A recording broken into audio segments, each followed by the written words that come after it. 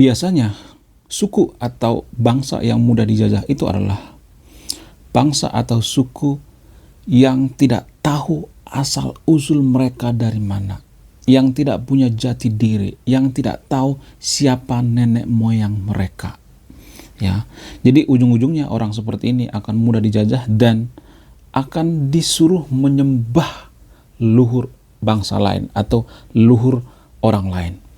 Sekali lagi saya katakan, ya, biasanya bangsa yang mudah dijajah itu adalah bangsa yang tidak tahu asal usul mereka dari mana, ya, sehingga tidak punya jati diri. Dan itulah alasannya kenapa Jepang, China, negara-negara Eropa sangat-sangat susah dijajah. Bahkan mereka yang menjajah. Karena apa? Karena mereka mengetahui jati diri mereka. Mereka tahu dari mana mereka berasal. Bagaimana asal usul mereka. Bagaimana nenek moyang mereka. Mereka mengetahui itu semua sehingga mereka sangat susah yang namanya dijajah. Sama halnya dengan suku Batak. Di video sebelumnya ketika saya bahas tentang suku Batak, di video sebelumnya yang berjudul suku Batak adalah salah satu suku yang paling banyak menolorkan, yang paling banyak menyetuskan sarjana se-Indonesia. Nah, di video itu banyak yang berkomentar, asal usul orang Batak itu dari mana sih? Bahkan saking mirisnya, yang komen seperti ini adalah orang-orang yang bermarga orang Batak. Jadi dari mana asal usul orang Batak itu sendiri? Menarik untuk dibahas, ya.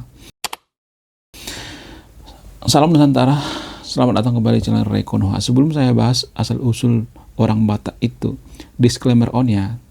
Semua yang saya ucapkan di video ini ada sumber dan referensinya. Jadi kalau mau bantah pakai sumber data dan referensi, ya. Biasanya kalau saya bahas seputar suku Batak itu, ya, banyak orang yang mengatakan, sok tahu apa lu tentang orang Batak? Emang lu orang Batak? Emang lu suku Batak? Hanya orang Batak yang tahu dengan suku Batak. Biasanya banyak yang menggunakan kalimat-kalimat seperti ini, ya. Banyak yang berprinsip seperti ini. Menurut saya ini adalah kalimat-kalimat yang logical fallacy atau cacat logika atau kampungan, ya. Kalimat-kalimat seperti ini adalah kalimat orang kampungan. Hanya orang Batak yang tahu sejarahnya. Belum tentu. Kalau kita ambil contoh misalnya, tidak semua orang Batak itu jadi peneliti. Tidak semua orang Batak itu jadi antropologi. Tidak semua orang Batak itu jadi sejarawan. Enggak, kan? Enggak semua orang Batak itu rajin membaca. Sama contohnya misalnya seperti ini, ya. Kenapa arsip-arsip orang Batak? Kenapa banyak penelitian tentang suku Batak itu diteliti oleh orang-orang Belanda? Masa kita mengatakan hanya orang Batak yang tahu sejarahnya, orang Belanda nggak tahu? Buktinya tuh banyak arsip-arsip orang Batak yang dimiliki oleh orang-orang Belanda, yang diteliti oleh peneliti-peneliti lainnya. Jadi kalimat yang mengatakan bahwa hanya orang Batak yang mengerti sejarahnya, menurut saya adalah kalimat-kalimat orang yang sangat kampungan, ya. Pemikiran-pemikiran yang sangat kampungan. Karena nggak semua orang Batak itu rajin membaca, nggak semua orang Batak itu suka meneliti, nggak semua orang Batak itu punya keahlian dalam antropologi. Jadi makanya saya katakan, saya bikin video ini ada sumber dan referensinya. Jadi saya ngambil data sumber referensi dari penelitian, ya. Siapapun itu orangnya yang meneliti tentang suku Batak. Bisa orang Jerman, bisa orang Belanda, bisa orang Indonesia juga, bisa orang China, bisa orang Amerika dan sebagainya. Jadi mereka menuliskan jurnalnya, mereka menuliskan buku dan kita baca. Makanya saya bikin video ini. Saya ngambil jurnal dan penelitiannya. Jadi jangan ada yang mengatakan bahwa hanya orang Batak yang tahu sejarahnya. Belum tentu, ya. Karena apa? Karena nggak semua orang Batak itu bisa meneliti, ya. Oke, disclaimer on, ya. Oke, tanpa basa-basi lagi, ya, kita langsung to the point aja. Bagaimana asal usul daripada orang Batak itu sendiri, ya? Sebenarnya ada berbagai sumber, ya. Misalnya, ya, sumber sejarah misalnya. Sumber sejarah mengatakan bahwa menurut sejarah Melayu, nama Batak berasal dari bahasa Melayu yang berarti berani atau kuat, ya. Ini berdasarkan sejarah Melayu oleh Tun Sri Lanang, ya. Jadi penelitian ini dilakukan oleh seorang bernama Tun Sri Lanang, ya. Kemudian ada sumber lain misalnya, ya, dari Hikayat Raja-Raja Pasai. Menurut Hikayat Raja-Raja Pasai, nama Batak berasal dari nama kerajaan Batak yang pernah berdiri di Sumatera Utara. Ini berdasarkan Hikayat Raja-Raja Pasai ya, oleh Nuruddin Ar-Raniri ya. Jadi mereka-mereka ini adalah peneliti ya. Jadi jangan ada yang mengatakan bahwa hanya orang Batak yang tahu tentang sejarah orang Batak. Karena nggak semua orang Batak itu peneliti. Ini berdasarkan data ilmiah ya. Kemudian berdasarkan dari sumber bahasa, misalnya Kamus Bahasa Melayu ya. Menurut Kamus Bahasa Melayu, nama Batak itu berasal dari bahasa Melayu yang berani, kuat ya, atau berani ya. Ini berdasarkan dari Kamus Bahasa Melayu oleh Dewan Bahasa dan Pustaka. Agak mirip-mirip seperti yang pertama tadi, tapi ini berdasarkan sumber yang berbeda ya. Yang pertama itu berdasarkan dari sumber Tun Sri Lanang ya. Sementara ini berasal dari Kamus Bahasa Melayu oleh Dewan Bahasa dan Pustaka. Kemudian ada sumber lain misalnya dari Kamus Bahasa Indonesia. Menurut Kamus Bahasa Indonesia, nama Batak itu berasal dari bahasa Sanskerta yang berarti perang atau pertempuran. Ini berasal dari Kamus Bahasa Indonesia oleh Badan Pengembangan dan Pembinaan Bahasa ya. Jadi otoritasnya bukan di saya, tapi pada Badan Pengembangan dan Pembinaan Bahasa. Kemudian dari sumber antropologi misalnya ya, The Batak of Northern Sumatra. Menurut buku The Batak of Northern Sumatra oleh T.O. Williams, nama Batak berasal dari suku Batak yang tinggal di Sumatera Utara. Ini berdasarkan dari buku ya, bukan saya sendiri yang ngarang-ngarang ya. Ini ada sumber ilmiahnya. Kemudian ada sumber lain lagi misalnya dari sumber antropologi lain misalnya, yaitu Batak, A Study of People of the Batak Highlands ya. Menurut buku Batak, A Study of the People of the Batak Highlands ya, oleh Andreo Bitio, nama Batak berasal dari bahasa kerajaan Batak yang pernah berdiri di Sumatera Utara. Ini berdasarkan Study of the People of the Batak ya. Oke, bukan saya ngarang-ngarang sendiri. Kemudian para musafir orang-orang barat juga ya, seperti misalnya orang-orang Jerman ya. Zaman dulu kan ada yang namanya misionaris ya, orang-orang Belanda dan sebagainya ya. Nama Batak sebagai identitas etnik ternyata tidak berasal dari orang Batak itu sendiri, tapi diciptakan atau dikonstruksi para musafir barat ya. Hal ini kemudian dikukuhkan misionaris Jerman yang datang ke tanah Batak sejak tahun 1860-an ya. Misionaris seperti Nomensen dan lain sebagainya. Ada banyak misionaris masuk ke tanah Batak ya. Jadi penelitian ini ditemukan oleh sejarawan Universitas Negeri Medan atau UNIMED bernama Ikhwan Azhari ya. Beliau ini melakukan penelitian di Jerman. Nama Batak adalah, mohon maaf ya, ejekan dari kaum pesisir pada kaum pedalaman ya. Jadi orang Batak itu bernilai negatif ya, menurut penelitian daripada salah satu sejarawan daripada Universitas Medan ini. Jadi dengan demikian asal-usul nama Batak ini bisa dikatakan bahwa ada dalam berbagai versi. Nggak bisa kita mengatakan bahwa ini versi yang paling benar, ini yang versi paling nggak benar dan sebagainya. Asalkan berdasarkan penelitian ya, bukan berdasarkan perasaan. Ya. Jadi kita bicara tentang penelitian yang ilmiah. Nah, yang jadi pertanyaan, bagaimana awal mula kerajaan Batak di tanah Batak? Tahun berapa? Bagaimana sejarahnya? Bagaimana kronologinya? Ya. Awal mula kerajaan Batak didirikan pada abad ke-13 Masehi ya. Oleh siapa? Oleh Raja Arlan yang merupakan keturunan dari Raja Sisingamangaraja ya. Seorang raja legendaris yang dipercaya memiliki kekuatan supernatural ya. Jadi dalam kepercayaan orang Batak itu ya, Raja Sisingamangaraja ini diduga ya punya kekuatan supernatural yang sangat hebat, luar biasa. Kemudian perkembangan kerajaan Batak pada abad ke-14 Masehi. Kerajaan Batak berkembang menjadi sebuah kerajaan yang kuat dan berpengaruh di Sumatera Utara. Raja-raja Batak membangun kerajaan mereka di sekitar Danau Toba yang merupakan danau terbesar di Asia Tenggara.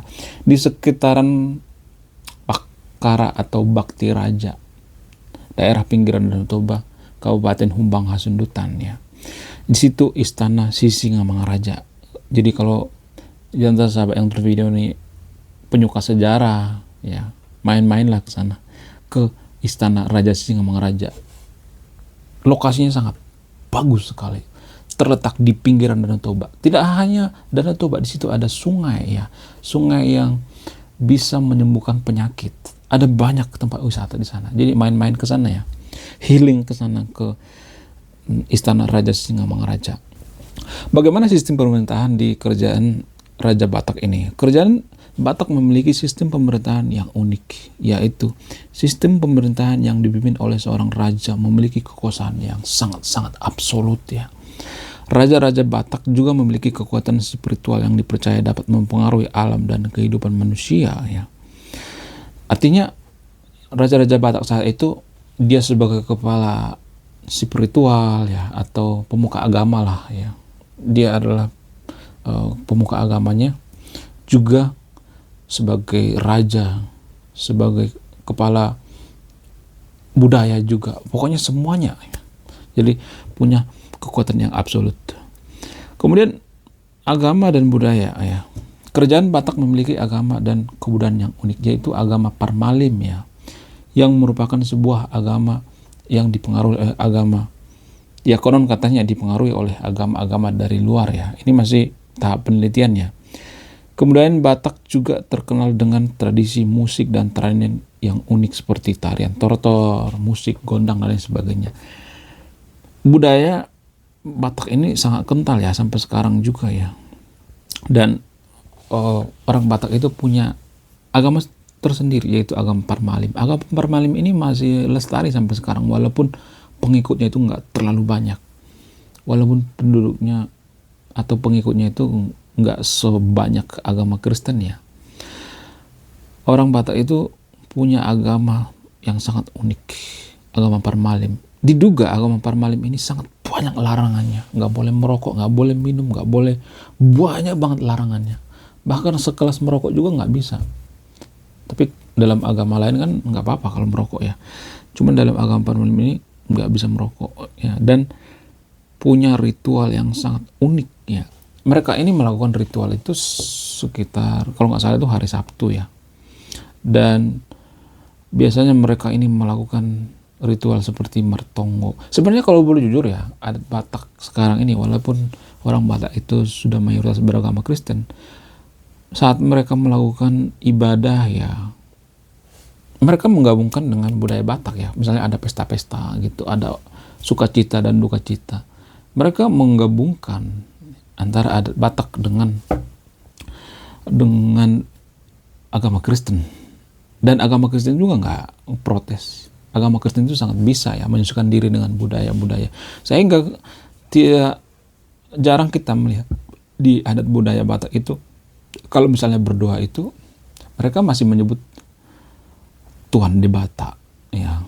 Dalam bahasa Batak disebut dengan Debata. Bahkan kalau mereka melakukan adat yang sangat besar, ya, mereka masih menggunakan Tuhan Debata Mula Jari Nabulun, masih menggunakan seperti itu, ya. Itulah saking kentalnya adat Batak, ya. Sampai sekarang masih kental banget yang namanya adat Batak. Kemudian bagaimana kemunduran daripada kerajaan Batak? Pada abad ke-19 Masehi, kerajaan Batak mulai mengalami kemunduran akibat perang dengan kolonial Belanda pada tahun 1878. Kerajaan Batak secara resmi menjadi bagian dari kolonial Belanda. Ada beberapa warisan kerajaan Batak, ya. Meskipun kerajaan Batak telah mundur, warisan budaya dan sejarahnya masih terjaga dengan baik. Danau Toba yang menjadi pusat kerajaan Batak masih menjadi destinasi wisata yang populer di Sumatera Utara, sangat-sangat populer. Tradisi musik dan tarian Batak juga masih terjaga dengan baik dan menjadi bagian daripada kebudayaan Batak. Nah, yang jadi pertanyaan, kenapa saya bahas tentang orang Batak ini?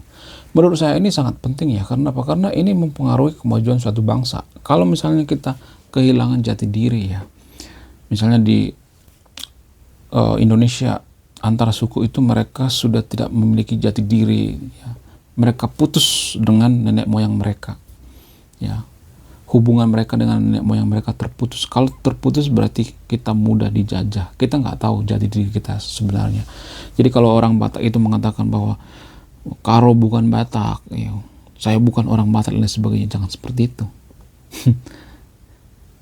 Besar dugaan saya, kenapa akhir-akhir ini menyeruak ya, ada isu-isu yang mengatakan bahwa Karo bukan Batak ya, orang Karo itu bukan orang Batak. Mana datanya, mana sumbernya? Padahal berdasarkan video saya sebelumnya saya sudah jelaskan ya, orang Karo itu adalah etnis daripada orang Batak. Sudah saya jelaskan di situ ya.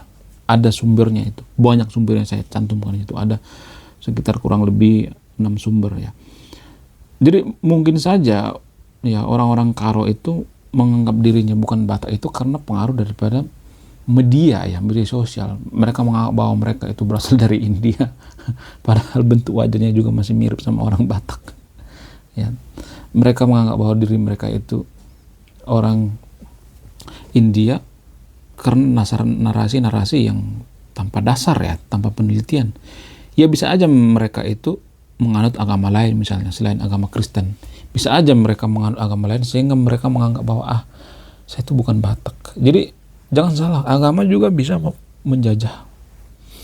Menjajah loh, bisa. Saya tidak mengatakan bahwa agama Kristen menjajah ya. Tapi ideologi agama itu bisa menjajah. Jadi penjajahan itu tidak hanya menggunakan ya seperti menggunakan fisik ya, seperti yang dilakukan oleh Belanda zaman dulu. Tidak hanya itu. Ada berbagai macam, bisa menggunakan budaya, bisa menggunakan ideologi agama, bisa menggunakan ekonomi. Ada banyak cara menjajah. Jadi saya mencium ya, mudah-mudahan jangan terjadi.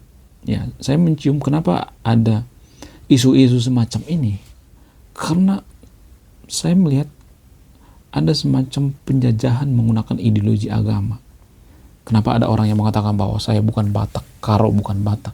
Ini semacam ideologi penjajahan menggunakan agama. Mungkin saja ya orang Karo atau orang Tapsel dan lain sebagainya agamanya beda dengan agama orang Batak, agama Kristen. Bisa aja mereka malu ya, bisa aja ya. Enggak semuanya tapi ya bisa aja mereka malu sehingga mereka mengatakan saya bukan Batak.